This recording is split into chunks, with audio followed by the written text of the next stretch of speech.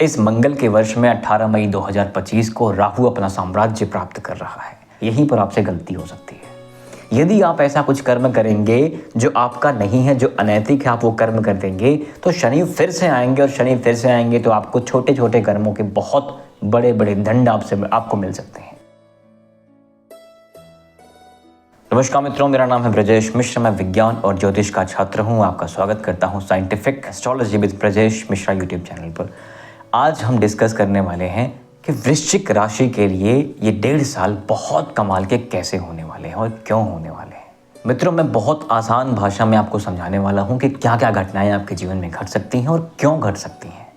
तो सबसे पहले आपको अपने व्यक्तिगत चरित्र और व्यक्तिगत जो व्यवस्था है उसको समझना होगा।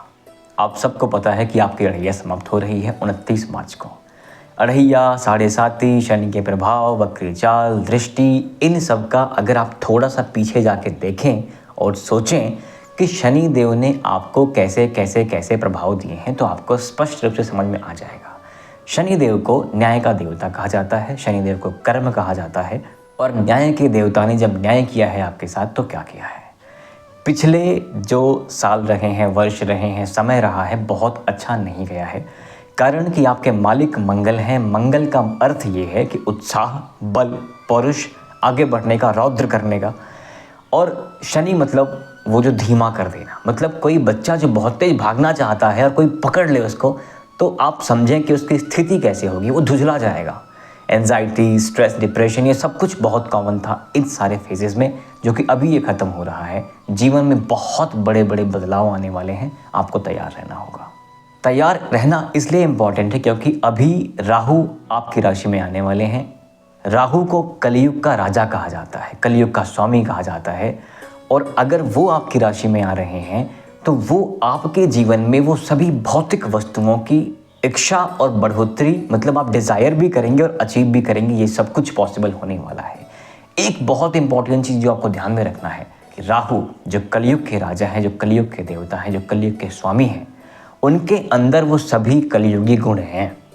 अनैतिक कर्म भी करा सकते हैं आपसे उस उत्साह में, क्योंकि उन्हें कोई चीज़ चाहिए तो चाहिए। आपको याद है ना वो अमृत वाला कांड, जब देवताओं को मिलने लगा, इनको समझ आया कि नहीं नहीं ऐसा है, तो वो वेश बदल के पहुंच गए। जो अपने हक का है वो तो है, जो अपने हक का नहीं है वो भी चाहिए। यहीं पर आपसे गलती हो सकती है। यदि आप ऐसा कुछ कर्म करेंगे जो आपका नहीं है, जो अनैतिक है, आप वो कर्म कर देंगे तो शनि फिर से आएंगे, और शनि फिर से आएंगे तो आपको छोटे छोटे कर्मों के बहुत बड़े बड़े दंड आपको मिल सकते हैं। वृश्चिक राशि को पीड़ा थोड़ी अधिक इसलिए भी होती है कि वृश्चिक ब्राह्मण वर्ण की राशि है। वृश्चिक को अनैतिक कर्म नहीं करना चाहिए, सौर मंडल की ऐसी राशि है। लेकिन जब वो छोटी छोटी गलतियां करेंगी तो शनिदेव डंडा लेके आएंगे और उन छोटी छोटी गलतियों के बड़े बड़े दंड देंगे। तो राहु आए, राहु जो कुछ आपकी इच्छाएं हैं, चाहे वो ज़मीन को लेके हैं, नौकरी, कारोबार, बिजनेस, जो भी सेटअप करना चाहते हैं, विदेश का सारा कुछ धन लेना चाहते हैं, स्टॉक्स में हैं, अगर कोई डिजिटल मीडिया में है तो वहाँ से लाना चाहता है, वो सब कुछ पॉसिबल होगा, सब कुछ। लेकिन पॉसिबल जैसे जैसे हो रहा है, आप प्लीज़ ध्यान रखें, माइंडफुल रहें कि वो प्रोसेस में कुछ गलतियाँ ना कर रहे हों, अनैतिक ना कर रहे हों। नहीं तो जो कुछ आपको मिला है, वापस जब कभी शनि आएंगे तो आपको दंड मिलेगा, शायद आप संभाल ना पाएँ। नैतिकता को नहीं त्यागना है। वृश्चिक राशि वालों से मेरा ये विनम्र निवेदन है। सो ये जो बड़े ट्रांजिट्स हो रहे हैं, जो बड़े परिवर्तन 25-26 में हो रहे हैं, मई में हो रहे हैं, अप्रैल में हो रहे हैं, मार्च में हो रहे हैं, चंद्र ग्रहण लग रहा है, इन सभी में वृश्चिक राशि को बहुत ज़्यादा फायदा होने वाला है। सबसे पहले आप इस बात को समझिए कि वृश्चिक राशि के जो मालिक हैं मंगल, और 2025 अगर 2025 को जोड़ लिया जाए तो संख्या आती है 9। 9 मतलब जो ज्योतिष में जो 9 अंक है वो मंगल का है, यानी कि ये साल मंगल का साल है। अब आप समझें, जो आपके ग्रह के मालिक हैं मंगल, ये उनका साल है, ठीक है। आप अद्वितीय पराक्रम से, अद्वितीय साहस से, उस एटीट्यूड से आगे बढ़ने वाले हैं। मैं आपको एग्जांपल देता हूँ। आप इस चीज़ को देखें कि अढ़ैया जाने वाली है, लेकिन इस अढ़ैया के बाद भी अपने मनोबल को आप ज़रा सा देखें तो सही। आप टूटे हो, आप हारे हो, लेकिन आपका उत्साह नहीं कम हुआ है।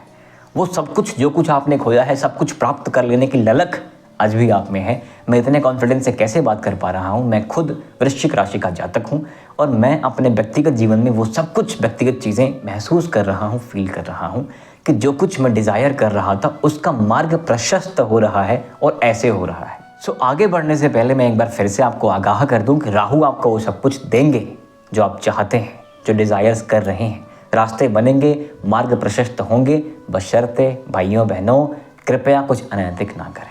इस मंगल के वर्ष में 18 मई 2025 को राहु अपना साम्राज्य प्राप्त कर रहा है।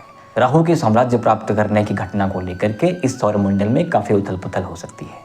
30 अक्टूबर 2023 से 18 मई 2025 तक राहु पंचम भाव में थे। लेकिन अगर इस खगोलीय घटना को ध्यान से देखा जाए कि जहाँ पर राहु पंचम भाव में है वो पंचम भाव बृहस्पति का घर है। बृहस्पति मतलब देवताओं के गुरु, और देवताओं के गुरु मतलब देवताओं के घर में एक राक्षस ग्रह आकर बैठा है, दानव ग्रह आकर बैठा है। तो आप इस बात को समझें कि आपके उसका सीधा असर आपके मानसिक स्थिति पर पड़ेगा।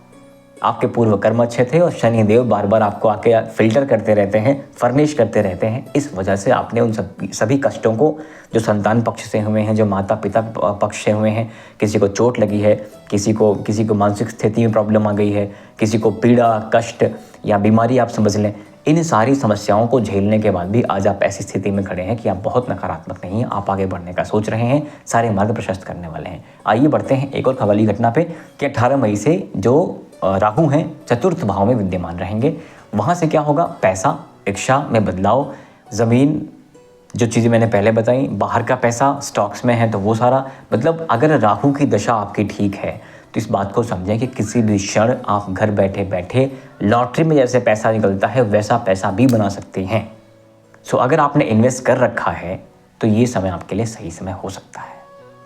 राहु की एक बहुत बड़ी क्वालिटी ये है कि इनको अपना ग्राउंड चाहिए, अपना बैटल फील्ड चाहिए। इन्हें बंदिशें पसंद नहीं हैं, इन्हें स्वतंत्रता चाहिए, फ्रीडम चाहिए। तो ये आपको फ्रीडम की तरफ लेकर के भी जाएंगे। यदि आप जॉब में हैं तो पूरे चांसेस हैं कि वो आपको अपना बिजनेस करने के लिए प्रोवोक करेंगे कि भाई अपना कर, कब तक करते रहेगा। और अपना बिजनेस करने में जितना भी साहस की आवश्यकता है मंगल आपको दे रहा है, राहु भी आपको दे रहा है। विदेश में जो पैसा अटका है, विदेश में जो पैसा आपका लेन देन चल रहा है, ऐसा कोई काम अगर आप करते हैं आप बिल्कुल निश्चिंत रहें, ये सही समय है वो करने का। सो जीवन में आपको राहु को ठीक करने आना चाहिए। जीवन में कभी परिस्थिति ऐसी भी आ सकती है कि आपका राहु आपके साथ है तो सही लेकिन आपके लिए काम नहीं कर रहा है। कुछ बेसिक चीज़ें ठीक करनी है। राहु के लिए भगवान शंकर की आप स्तुति करिए, भगवान शंकर की पूजा करिए, रुद्र अभिषेक करिए या करवाइए।